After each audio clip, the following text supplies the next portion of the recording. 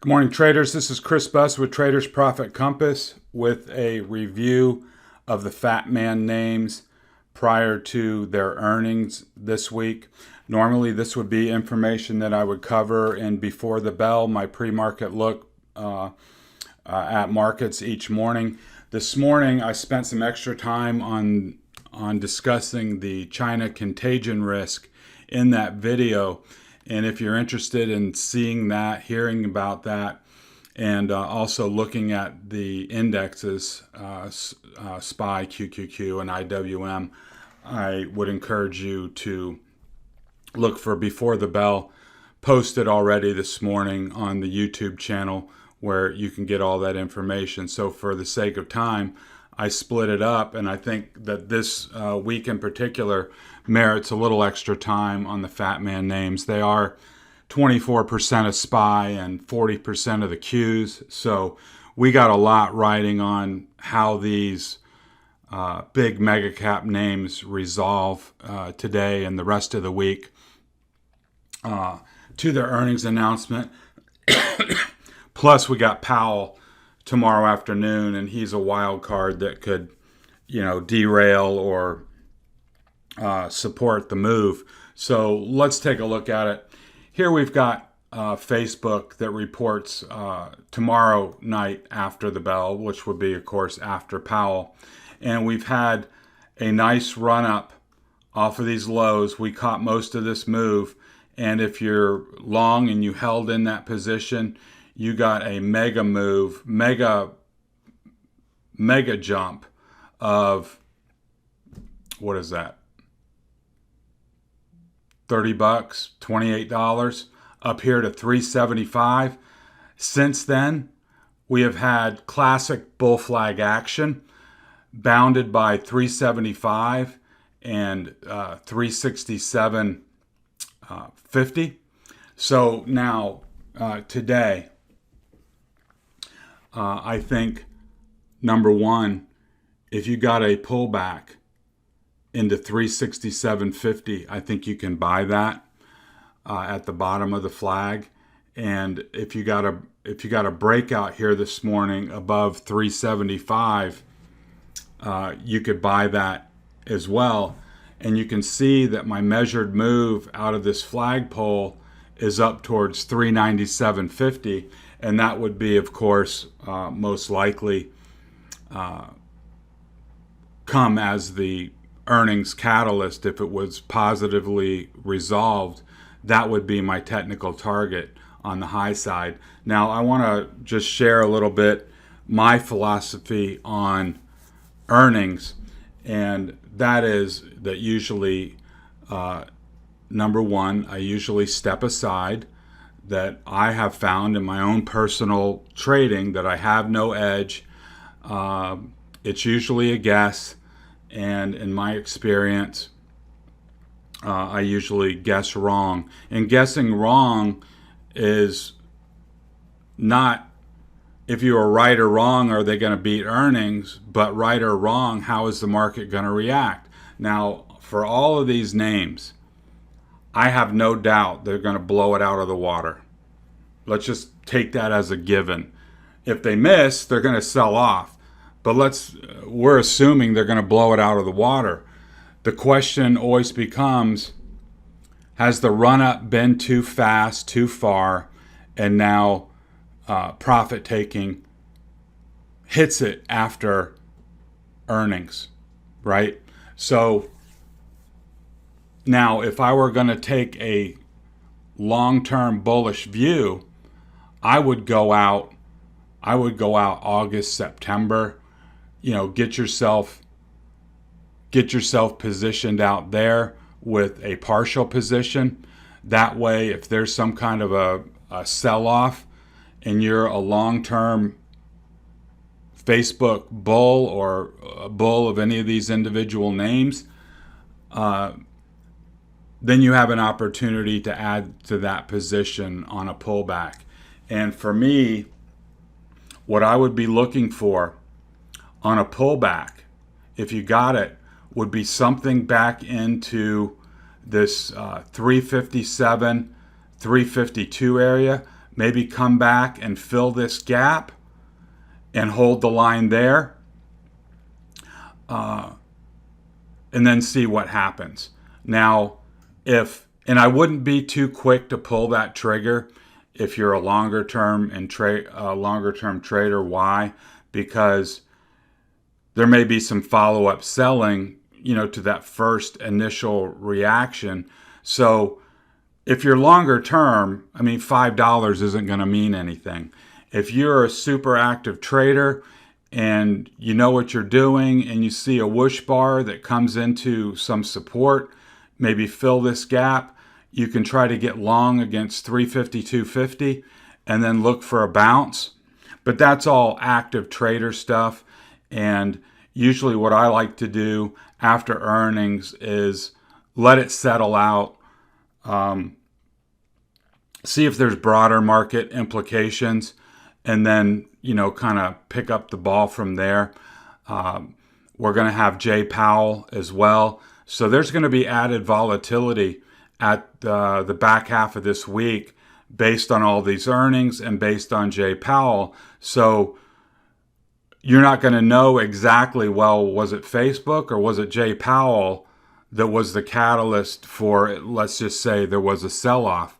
Now, if there's a gap up tomorrow, or after earnings, if there's a gap up, then you can mark that gap, and then you can take a bracket trade as a second day play for a potential of a gap and go. If everything resolves bullish and Powell gives the green light, you can look at it that way. Now let's look at the daily chart. So we've had this nice rising channel, and we've participated in a lot of this. But if you've been in the whole way, I would certainly make sure you get paid all according to your risk tolerance. And if you were in options this whole way, I would be rolling out. I would be making sure all this got banked. And then heading into these earnings, we've got resistance here at the midpoint of the channel. Let's call that 380. And then if I extend this, I should have done it already, I apologize, but extend this channel up, you can see that if we take out the midpoint of the channel, then possibly have some bull flagging action up here around 380, then the door would be open for a run to the top of the channel up near 400. And you can see that back in time, the midpoint of this channel has served as resistance for the last several months, since May. Going back into March, price was toggling between the midpoint and the high side of the channel. We dropped down, and now we've been in the low side of the channel ever since. We get a breakout above the midpoint of that channel, it could mark a transition to the high side of the channel where we go up to 400, and then grind in the upper half of the channel for a while. Now, on the downside, of course, you really don't want to see this channel broken. That would be certainly a yellow flag and a point to be cautious. We talked about this gap that'll need to get filled at a certain point. But if you look at the moving averages, even filling that gap would only bring it down to the 20 EMA. And then you could shoot against the 20 EMA and that gap fill level down towards 352 as a nice level to go long. So that's pretty much how I see Facebook. Now, Apple. You can see on the reports after the bell tonight, you can see that this 149.75 has been a sticking point. We dropped down on that Monday whoosh and have ground higher back up to this level. Now, I'm long on weekly calls. I will be out before earnings tonight. Obviously, what I'd like to see is a little FOMO breakout here, push up above 150 and make a little run on FOMO.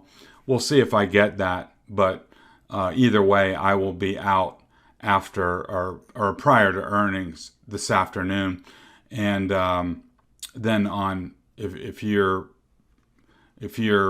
actively trading and you get a pullback into 147.50, I think you can buy that. But if you're buying weekly options at this point, you're either playing for a move today prior to earnings, or you've already committed that I'm gonna, buy a lottery ticket for Friday, and if Apple does a moonshot, then I get paid, and if it doesn't, I take a zero. That's the price you pay on weekly options the week of earnings. Here's the daily chart. We got long in this 128 area, and we've had a fantastic run. Now we're back up towards the highs. I really think your toggle point after today is going to be, 150 for sure. But if you got a pullback into 145 or 143 at the 20, that would be a good place to try and take a long. And remember, there's a high probability that you're going to get a gap either way. They either sell it off overnight and then you're faced with a gap above in the morning, or the gap at higher tonight, and then there's a gap below in the morning. So I think there's going to be a good opportunity or a high likelihood of a chance for a bracket trade on these names after earnings, and that's the way I'm going to play. I'll say the same thing that I just mentioned on Facebook. If you're a long-term Apple bull, just define your risk. How far do you want to be out there? And what you could do is look out into August, September, whenever you want, out in time, and take that risk of that direct earnings rug pull off the table.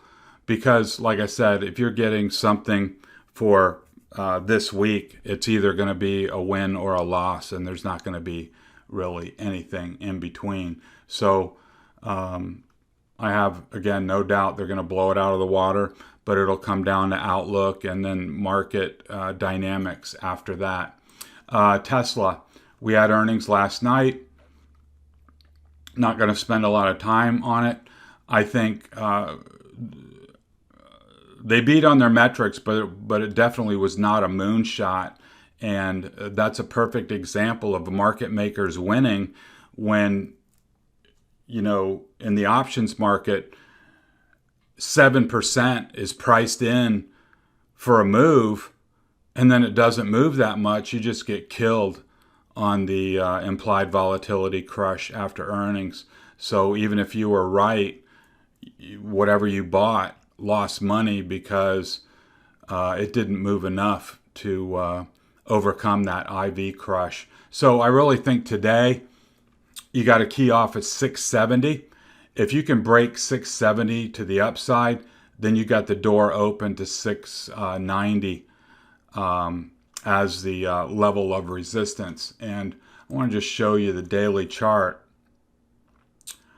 This has been a frustrating trade for bulls.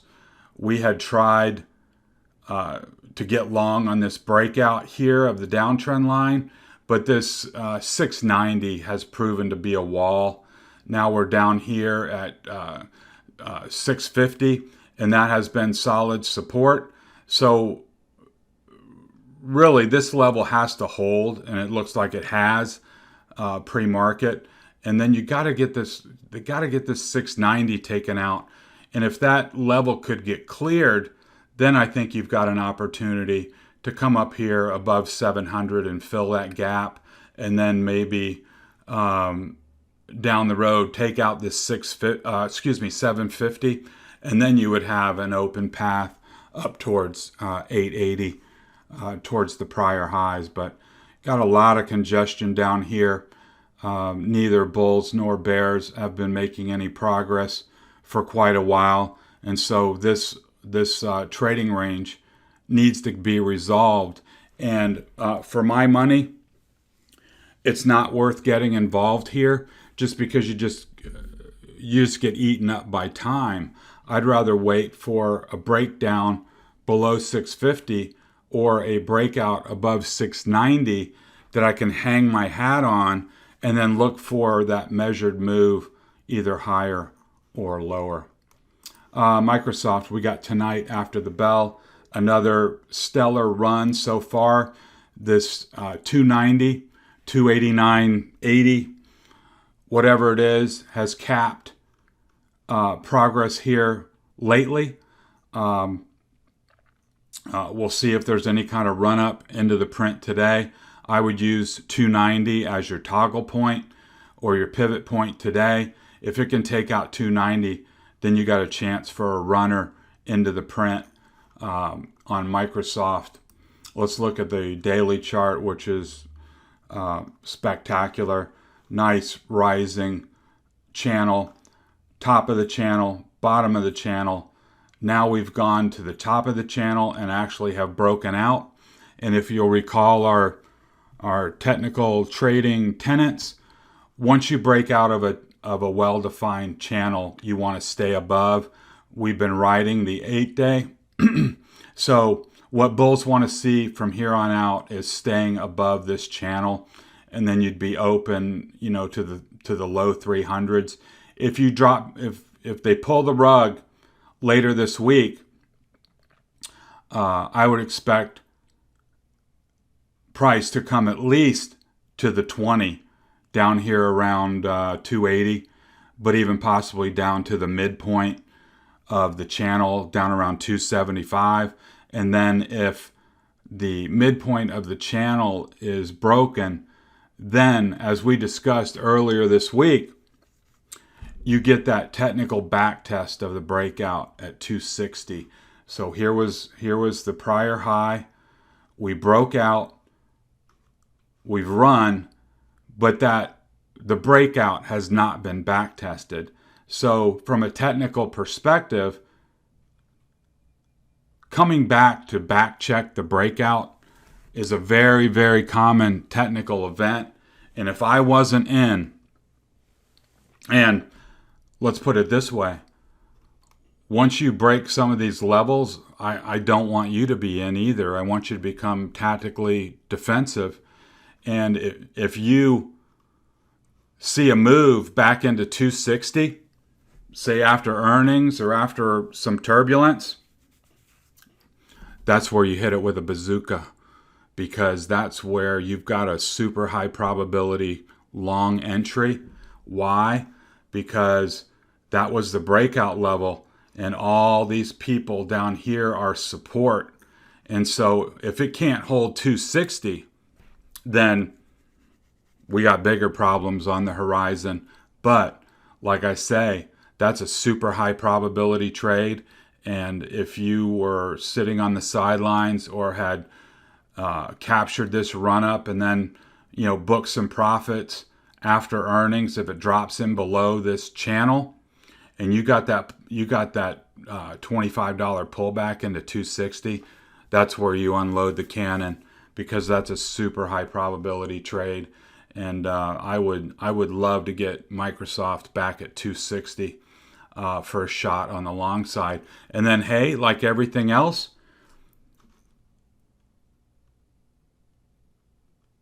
it loses the channel, you take your paper cut, and then you reassess.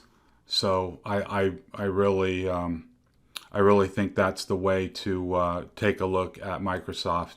Now, Amazon, we don't have any earnings until Thursday after the bell. We've been playing this, I'm not going to say like a fiddle, but you can see we've had all the support and resistance levels properly identified.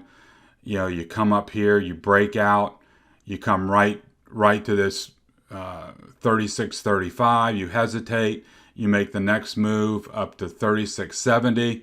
Yesterday we got the move up to 37.10 with flagging action here. You get a break today above 37.10. You can take it long for a potential run up here to the top of this box, the prior highs up near 37.55. And that's definitely possible with 2 days yet for Amazon to report. And then you can use this 37.10 as your pivot today. And taking a look at the daily chart of Amazon, as you'll recall, gigantic 600 wide consolidation. The measured move for that is 41.50. Where does that come from? 600 added on to the breakout of 35.50. I think you come up with 41.50. And you can see that we had that technical move that we were discussing with Microsoft. We had the big breakout, then we had the back test, and now we go.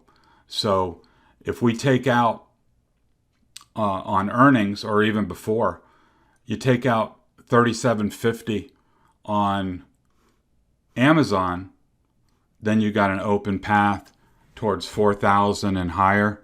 You know, I don't think we go to 4,000 before earnings, but you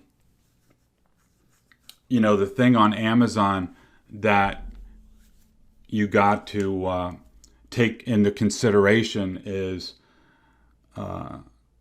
Jeff and Mackenzie always seem to want to sell after earnings clears. And you can see back here, this was earnings. They pulled $400 out of it. And I'm not saying that's all Jeff and Mackenzie, but they had a lot to do with it. You know, we tagged that high and then they straight down $400. So if we get another gap higher, that's going to set up for a very nice bracket trade if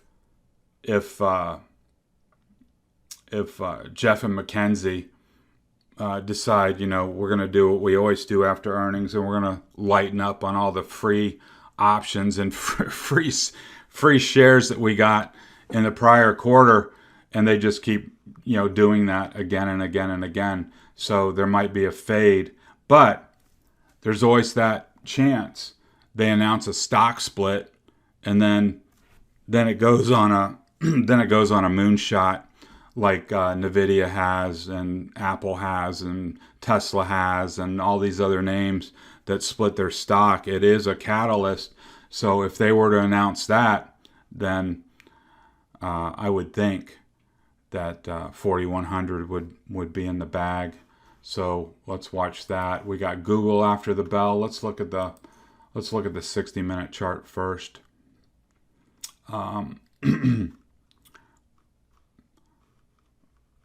We've had this move as well. Gap up the other day. Now we've flagged. I could easily put in my flagpole here and then extend that measured move up towards 27.50. Right now we broke out yesterday late. I would use this 26.65 as your pivot and then stay long today and see if you get a FOMO run. If you get pullback into and you lose 26.65, you could come back into the 26.50s. And if I were looking for a FOMO move, I would just get out. And then taking a look at the daily chart, I mean, super strong stock. I'll say the same thing that I said with the other ones. You've got a midpoint here. We've been below the channel for several months. You get a breakout above 27.50 at this midpoint, you got the potential for a run up to the top of the channel, up into the 2900s, 3000 level. And just like all the other comments, you'll have a gap below if it gaps higher tomorrow, and then we'll set up for a bracket trade. Netflix already reported. We got the rug pull at base, and now we're sitting at 515. I think the energy has been let out of this balloon for the time being. It's just probably going to consolidate down here. But as long as you're north of 515, I think you can. I think you can stay long. If you lose 515, then you're going to come back towards 508. I've been watching semis really closely. I've got 258 in the crosshairs. Why? Because it too has had a long consolidation, $35 wide consolidation. We had a couple false breakouts. Now, if everything resolves bullishly, I would expect semis to break out above 258, and then our measured move is 295. So I got 258 in the crosshairs for a long entry with a stop below. And the nice thing about SMH, we got AMD after the bell. We got all the semi names still yet to report. So, well, that's not true. Intel already reported. I think NVIDIA already reported. But anyways, there are more to go. And if we get this breakout, you don't have to worry about single stock risk with this ETF, and you can just play the basket going forward. And I think if you get that breakout above 258, you can look out in August, you can look out in September, you could look out in January, and with your stop just below, and then see if this thing goes on an epic run. I've been in AMD long. I'm looking for a FOMO run ahead of earnings tonight. I will be out of my calls before the print. I'm looking for a breakout above 93. Of course, there's a lot of wishing, hoping, and praying that I get that, and that's really all it is ahead of earnings. So I'm long that.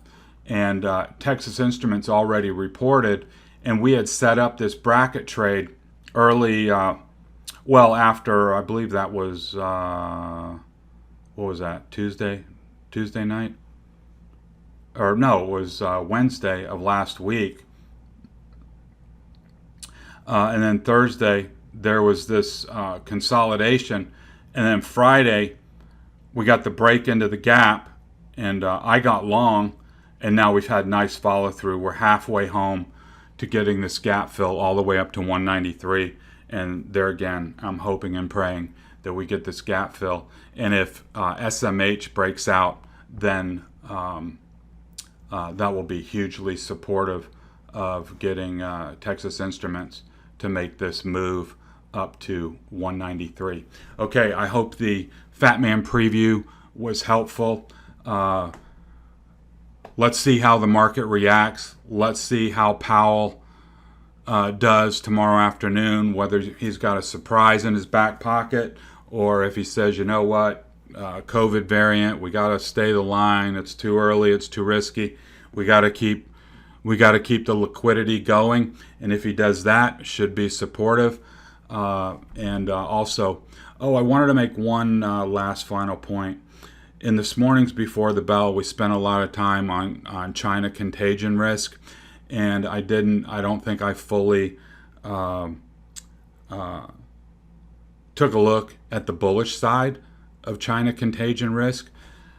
Those China names for hedge funds have been, they flipped the switch now. I think it's untenable, it's unexplainable for a hedge fund manager to sit long in those names while they just pull the rug day after day after day. At a certain point, risk management and career risk come into play, and they say, you know what, we got to go to the sidelines. But now what do we do with all the money?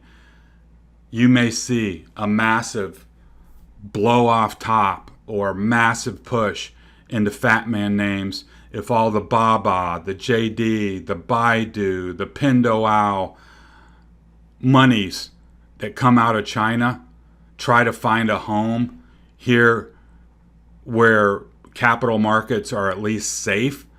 You may see a massive pile in to these names. So let's not assume that the China contagion risk means, oh my God, the world's ending. It could mean the opposite, that all this money flows into FATMAAN.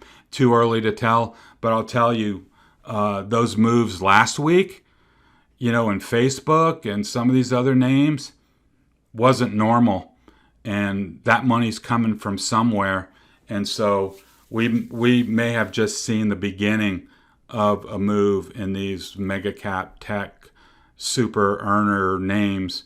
And so we got to be ready for both the upside and the downside. So I hope you found the information helpful. If you're new to the channel, if this is your first time here, welcome. Hit the subscribe button and the alarm bell. Jump over to the show notes and register for all my content. You'll get everything sent to you directly in your email box. Be glad to have you. And then you'll have the opportunity to join our trading room. We'd love to have you. A lot of good guys and girls in the room that are working hard to improve their trading, and we'd love to have you along for the ride. Longtime listeners, thank you so much. Please pass the link along to your trading circles and your social media outlets. Help me grow the channel and grow our community. This has been Chris Buss with Traders Profit Compass. Talk to you next time.